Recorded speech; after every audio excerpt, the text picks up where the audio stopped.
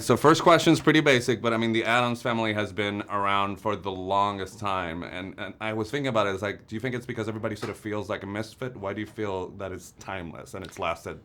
I think we love, we love an underdog story in a bit of a way, but also the underdog that is unabashedly, unaware of it. I think that's the fun thing about the Addams family is that they are so unique and they are so themselves, and the authenticity is key with them. And they're not afraid to walk into a room and terrify everyone. And they're like, I think you're more terrifying than we are because you're faking it, which I think is very indicative of the world we live in currently. So tell me when it was proposed Wednesday, what was sort of your reaction? Because obviously they have been sort of such an iconic character. So did you feel excited or a little bit terrified of what's been done before with the character? Or All of it. I mean, I was really excited to be able to have the chance to become Wednesday.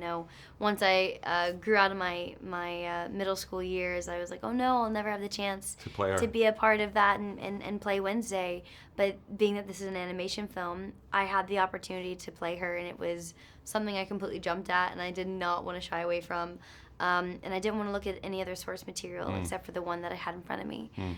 So I really jumped in head first, and Conrad really allowed me to build a character that was pretty out there and almost Hannibal Lecter-esque. So I had a really good time. How quickly did you find the voice, you would say, or did he help you sort of modulate? I knew that I wanted to raise her a couple octaves, you know what I mean? I wanted her to be a little higher than my natural voice because she's a little younger. But actually in the beginning, I came in for the first session, I was really sick. And I was a little nasal. I had a little bit of resonance from these being stopped up. And because of that, it kind of gave this thing to her where she was a bit more like that. It actually helped. And it helped a lot. And so from that point on, I actually had to continue to make that sound throughout the whole process of making the film. So is it different when you're sort of in a sound booth? Because I've only gotten to talk to you sort of in this sort of setting, but you're always very engaged. So is it more difficult when you're just sort of the mic and you and your director, or how does that work? It's kind of funny, it's kind of like an acting class where you're just trying to create this reality outside of the reality you're standing in.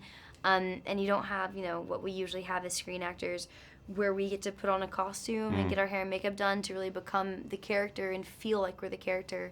But with this, I had to just jump in and close my eyes and become her, and without really being able to see any animation. So it's really just what Leap you're of cooking faith. up in your mind. Yeah. Yeah, it's really fun. So you were working all throughout your teen years. What was Rebellion like for you? Or was there Rebellion? Because there are a lot of jokes pertaining to how Wednesday sort of rebels against her mom. But so you were working. Did you have time to rebel a little? I didn't have that much time to rebel, but I definitely had my phase of My Chemical Romance and Green Day and Secondhand Serenade and All-American Rejects, and I really thought that I was really pushing the boundaries. But in actuality, I think I was very much so on the tame side of rebellion.